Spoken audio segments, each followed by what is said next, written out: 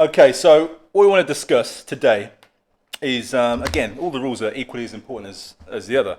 But today, I want to talk about acknowledging your connection to Africa.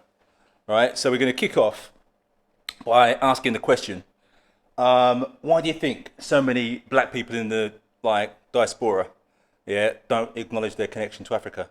So, as you're the guest, I'll ask you first. What do you think? What do you think that reason is? Um, so for myself, my parents are West Indian, so there's a different. I feel like there's a little bit of a different culture between Caribbeans, West Indians to Africans. And when you you meet say like somebody who's born in Africa, when you meet them in England, it's different. You can feel the difference in. There's a lot of similarities in the culture, but there's also I feel like a lot of differences in the culture. So I feel like that's when you meet an African and they're different in that way, then you disassociate yourself with wherever they're from. Okay. Within Africa, that's how I feel. I've met a lot like where I'm staying at. There's a lot of Africans. There's a lot of Africans in Milton Keynes as opposed to West Indians or Caribbeans. So yeah, I'm meeting a lot of Africans and they're different. They're very different. When you see a West Indian man, you nod, shake hands or whatever. You know this man, but you'll nod at him. You say hello. African man, look at you in the eyes. You nod. You don't just look away.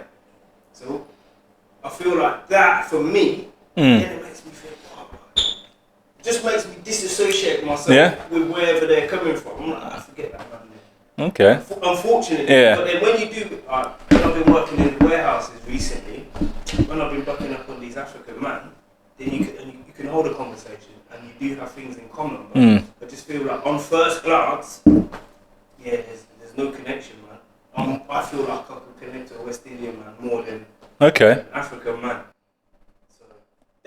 It's like I say, this is the whole point. It's ask the question. So there's no right or wrong answers to any of these things. This is what you have to answer it and you give an honest answer. Yeah. So what do you think?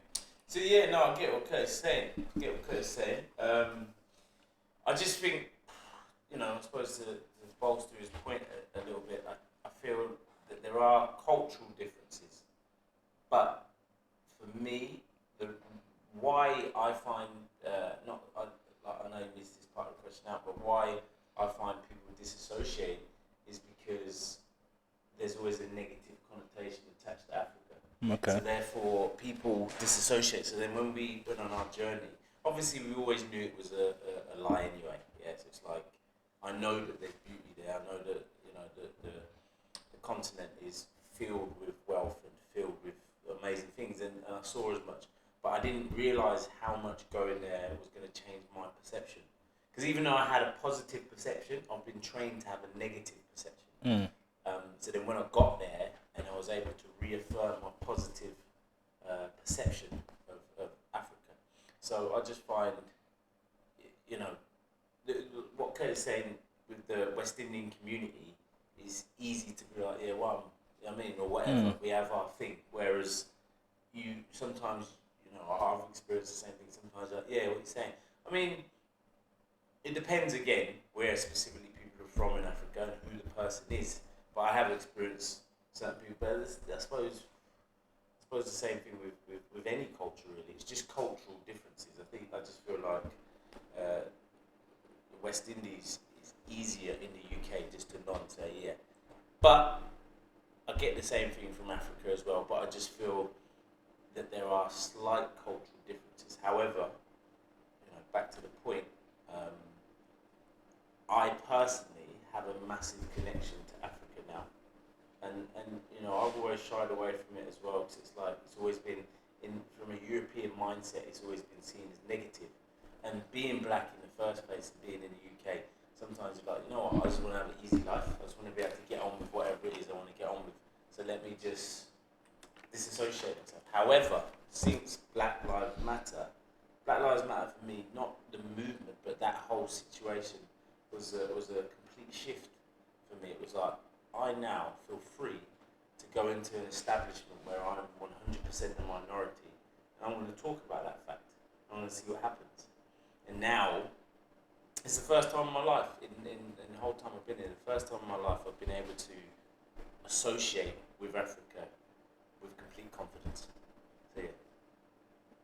Thank you. Manny? Yeah, with everything else that's been said, I don't need to say anything on that because it's been said that those things are valid.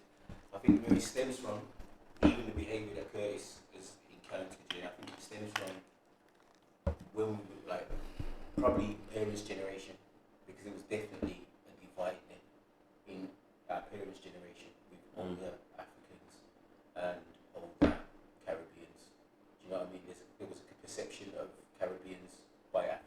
Perception, that's There was it. a perception, and as a result of that perception, they would have greeted Caribbeans in a certain way, yeah? So at school, I suppose African parents probably thought, oh, don't want to be with that Jamaican boy because he's bad, because of the yardie flex app. This is mostly for Londoners, whereas they were more like Asians in the sense that you go to school, you get a good education, you do this, you do that, you do this. So there's that difference instantaneously. So they've got that, and then also a lot of Africans as well. Some people forget it. Enough Africans was never really had to encounter that period of slavery because they just stayed in Africa. Do you get me? So there's a feeling of back in those days, particularly, I'm better than you. Do you get me? Now, this is my perspective and guess, because I don't know if this is true. But you see, when you're walking down the street and you nod to someone, there's a knowing between you as two Caribbean black men. Like, you know, we are in a strange place. But I see you, you see me. You get me? It's almost comfortable. If you walk into a pub and it's bare European man, and it's just you one, a black man comes in there, you're like, you're thinking, grass. I want to jump on that. Let me jump on this as well. Yeah, I was good. I want to add to that as well. After that, yeah. If it goes down, the way my man's looked at me, I know that it's not just me now. It's me and him. Yeah, Do you know what I'm saying? bro, Right? bro. So there's that kind of understanding. Now, as time has gone by, I believe now, because, like, again, people forget, like, it's about the Caribbean, like, but obviously as well, Jamaica's had a massive impact over the world, and it's this big. Do you get what I'm saying to you? Yeah. It's this big, yeah? Right? So the music, what we listen to now, like Afro beats and that, yeah, it's massive. And obviously everything comes from Africa, really, because we're black in it. So even as Jamaicans have gone up and done their thing, it started in Africa, but that is that subculture of Africa. And it's come back right now to where the youths that are doing Afro beats, it's got that Jamaican influence.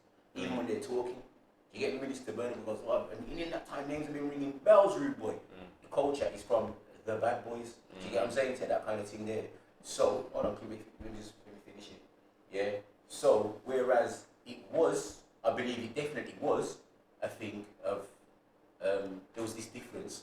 We denied it because we had beef without having beef. Do you get me? And also for African youths, a lot of them, they didn't want to say they was from Africa. So they had their own shit going on because of their names. They'd rather just be called, like, no disrespect, Jason or something basic in it. You get me? My name, I didn't want to hear, even my name's not African, but I didn't want to hear my name said on the school register. Do you get what I'm saying? Yeah. So because of that, yeah, there's just like all of us in our own ways, yeah, we had a lost identity in it. Jamaicans, Caribbeans, Africans had a lost identity. And as we've got older and we've started to see that we actually have got more in common, you might be African and I might be Jamaican or Grenadian or St. Lucian or Trinidadian or whatever it is, just as you might be from flipping where we went, Tanzania or whatever. The reality is in this country, we all probably grew up in the same similar area, yeah, and we had a shared culture when we left our parents' houses. So in actuality, we've got more in common than we realised like a generation ago. I'll be right back. Black, black, black. Black on black.